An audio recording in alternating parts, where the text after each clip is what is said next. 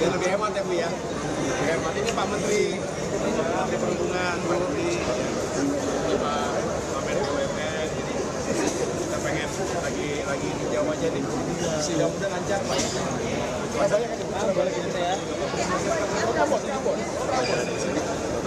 Ya, semoga lancar Pak Ibu ya. Nanti buatan juga bagus ya. Ya, salam buat keluarga di Bogor ya.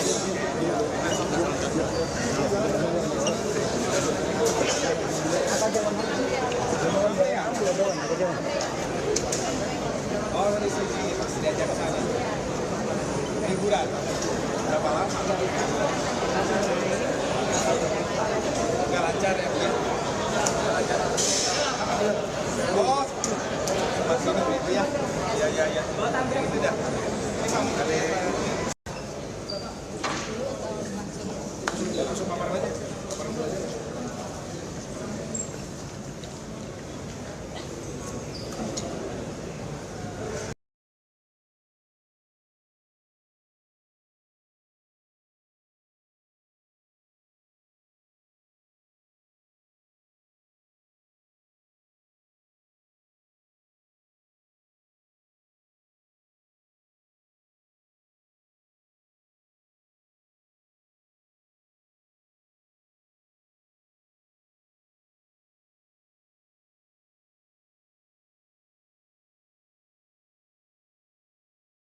Lancar ya Bu ya.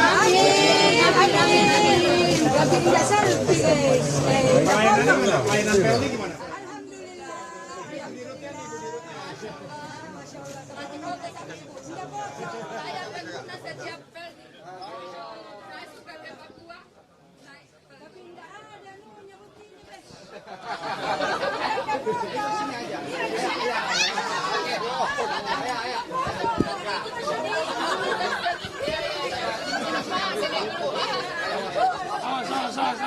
Mundur. Sebentar.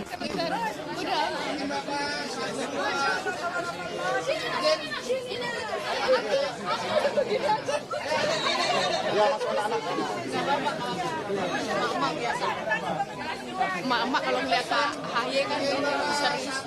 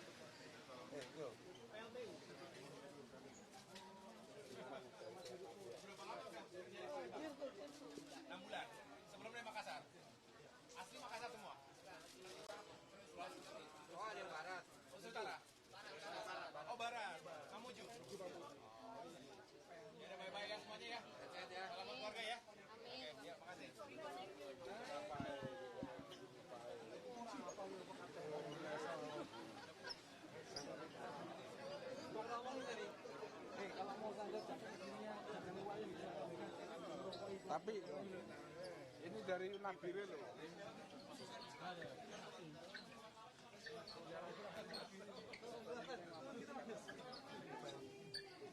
Ibu itu loh menghibur.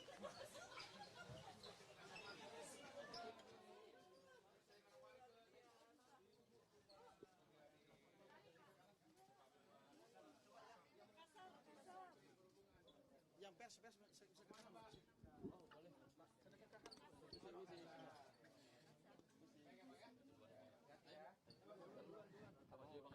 Pers duluan boleh nggak Mas? Kita tidak membelakangi. Oke, thank you Mas. Ekonomi batal.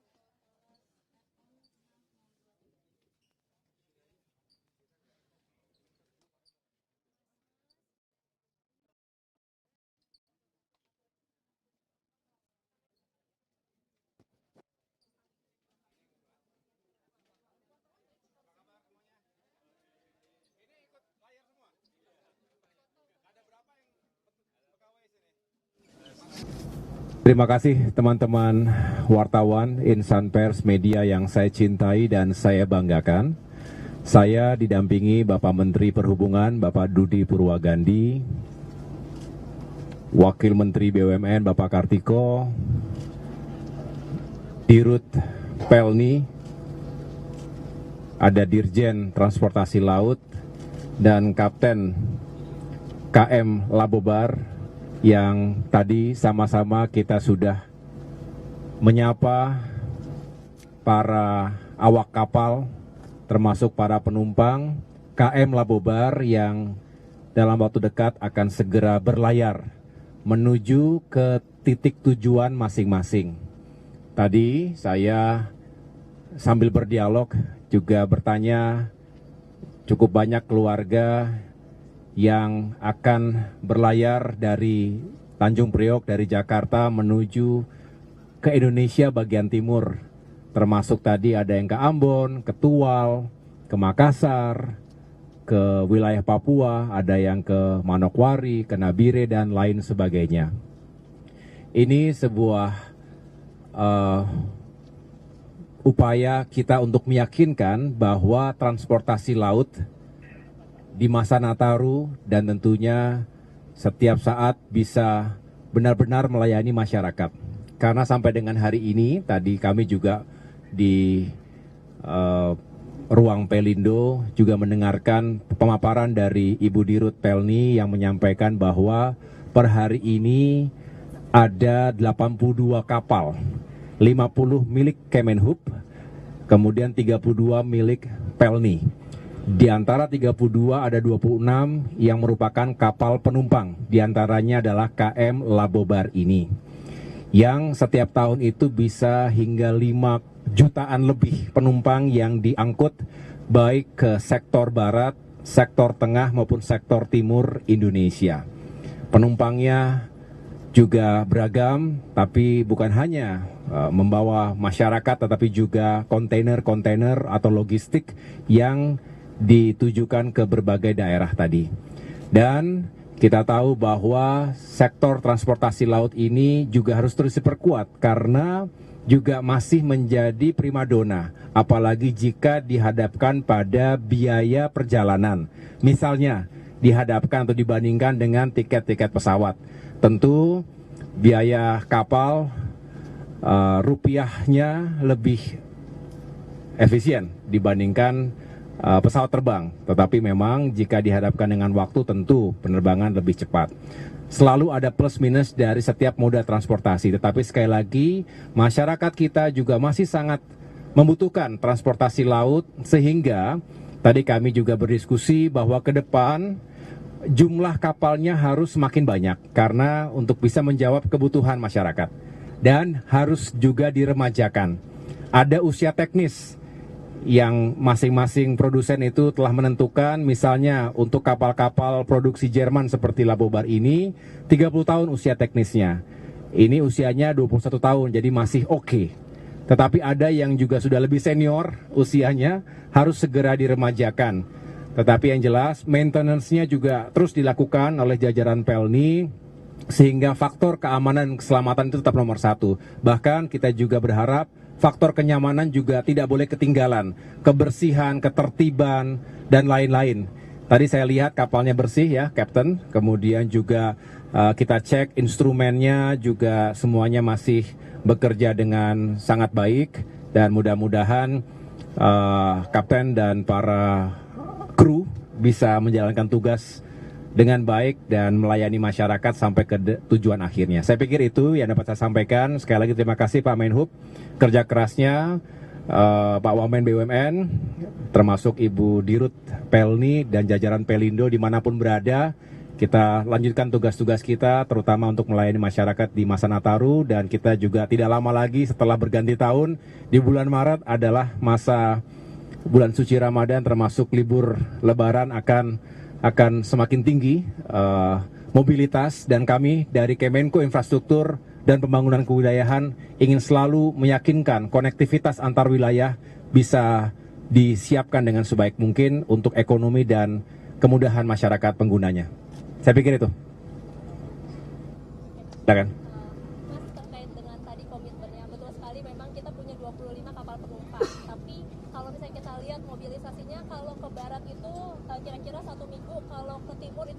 minggu pergantian ya. Berarti kalau kita bilang mudik nanti penumpangnya akan lebih banyak dari sekarang, yang berarti tandanya adalah terkait dengan fasilitas dan di dalam kenyamanan.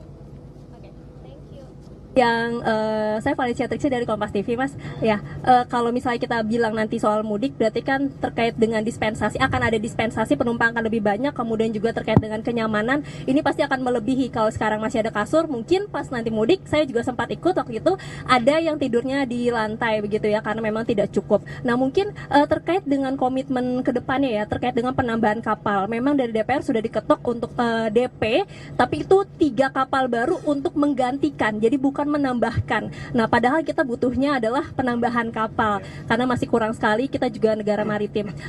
Komitmen ke depannya yang tadi, langkah cepatnya tuh seperti apa ya untuk kemudian bisa mendapatkan penambahan kapal baru, kemudian juga terkait dengan anggaran, kita tahu di DPR tidak mudah ya untuk anggaran. Mungkin dari Mas Ahaye juga dan Pak Menteri, bagaimana ini nanti berkutatnya ya di DPR seperti apa, karena anggaran perlu pihak-pihak yang persetujuan, dan kemudian juga kalau kita ngelihat penumpang juga semakin banyak yang memilih kapal laut karena tadi biayanya. Jadi mungkin itu sama peremajaan ya. Kalau misalnya peremajaan, apakah ada langkah cepat yang bisa diambil untuk bisa menanggulangi sebelum mungkin mudik nanti, atau mungkin tahun depan sudah bisa ada yang dilihat. Terima kasih. Iya, nanti saya persilakan kepada Bapak Menhub, Bapak Wamen, BUMN, dan juga Ibu Dirut Pelni untuk menjawab secara lebih teknis. Tetapi prinsip besarnya adalah benar ini membutuhkan dukungan anggaran, berarti dukungan politik, karena anggaran tidak lepas dari proses politik antara pemerintah dengan parlemen, dengan DPR.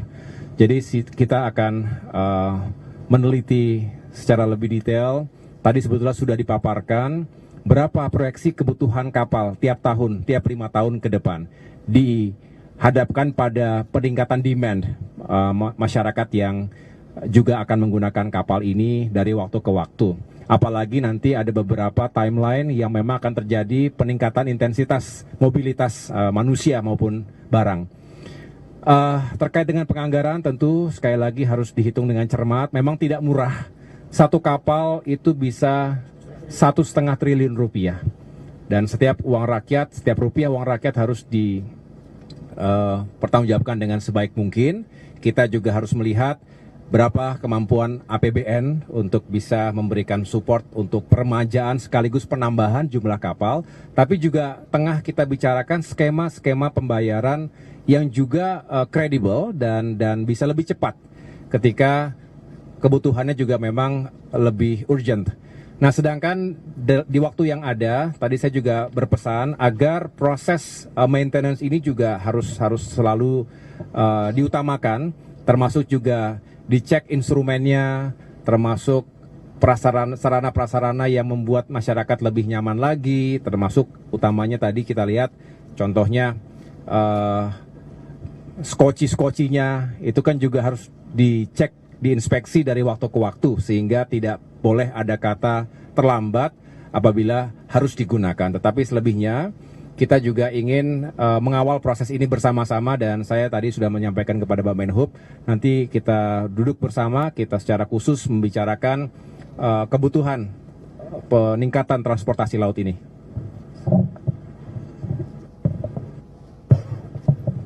Baik, terima kasih Pak Menko. Menjawab pertanyaan tadi, untuk Lebaran nanti, jadi kalau penjelasan dari Pelni bahwa untuk Lebaran akan banyak terfokus di wilayah barat dan wilayah tengah. Jadi mungkin frekuensinya akan lebih cepat dibandingkan ke wilayah timur. Memang tidak mungkin kita menyediakan kapal dalam waktu 3 bulan, tapi kami sebagai regulator akan memfasilitasi apa yang dibutuhkan oleh Pelni dengan mengutamakan keselamatan dan keamanan. Berkaitan dengan pengembangan angkutan laut ke depan, kami di bawah koordinator Pak Menko Infra itu akan mengeksersis semua opsi, tidak hanya sekedar pembiayaan dari pemerintah, tapi juga opsi-opsi lain yang memungkinkan sektor angkutan laut ini akan semakin menjadi lebih baik. Mungkin dari Pak BUMN akan bicara mengenai bisnisnya. Terima kasih. Terima kasih Pak Menko. Terima kasih Pak Menko, Pak Menhub. Jadi rekan-rekan wartawan mungkin sudah paham bahwa kita memang sudah ada pengajuan dan persetujuan PMN selama 3 tahun multi years, nanti kita mulai di 2025 ini untuk peremajaan penggantian dari 6 kapal dulu ya, 6 kapal dulu sebagai target awal. Tapi tadi kami sudah diskusikan bahwa ada skema-skema lain kita pelajari, mungkin dengan skema G2G atau skema pengadaan oleh pemerintah dan sebagainya. Kita akan cari opsi-opsi terbaik dengan Pak Menko dan Pak Menhub dan Menteri Keuangan. Dan tentunya kita juga akan mengoptimalkan pola operasi di mana memang sekarang ini banyak yang point to point kita rubah, sudah sepakat dengan Kemenhub untuk menggunakan pola hub and spoke, dan kita akan membangun juga kerjasama antara PLN sebagai BUMN dengan para pelaku swasta juga, sehingga ekosistemnya semakin besar kapasitasnya, dan tentunya juga skema penugasan maupun PSO-nya kita pertajam dengan Pak Menhub sehingga semakin efisien dan PLN punya kapasitas untuk berinvestasi lagi. Demikian, Mas. Mungkin yang perbaikan kapal aja. Oke. Terima kasih. Kita melihat memang penambahan penumpang ini terjadi setelah pasca pandemi COVID di 2022 dan 2023. Di 2022 penumpang di 4,8 juta setahun, kemudian di 2023 di posisi 5,1 juta penumpang. Di sekarang ini sampai dengan November kita sudah berada di 5,4 juta penumpang. Sehingga karena kita melihat tren peningkatan ini, maka kami dari PELNI menyampaikan atau mengusulkan adanya replacement kapal, berikutnya nanti tahapan penambahan kapal. Terkait dengan non-seat, pada prinsipnya kami mengakomodir permintaan dari masyarakat. Jadi kalau nggak ada permintaan dari daerah-daerah persinggahan kapal tersebut, tidak ada permintaan non-seat, kita juga nggak akan melakukan non-seat itu sendiri. Tetapi fasilitas yang diberikan kepada non-seat sama dengan fasilitas yang seat. Dan dipastikan dari aspek keselamatannya pun juga sesuai dengan persyaratan. Terima kasih ya. Oke, makasih semuanya. Terima Bagus, isu lain boleh nggak sih? Apa? Politik, Pak Ahy, boleh mau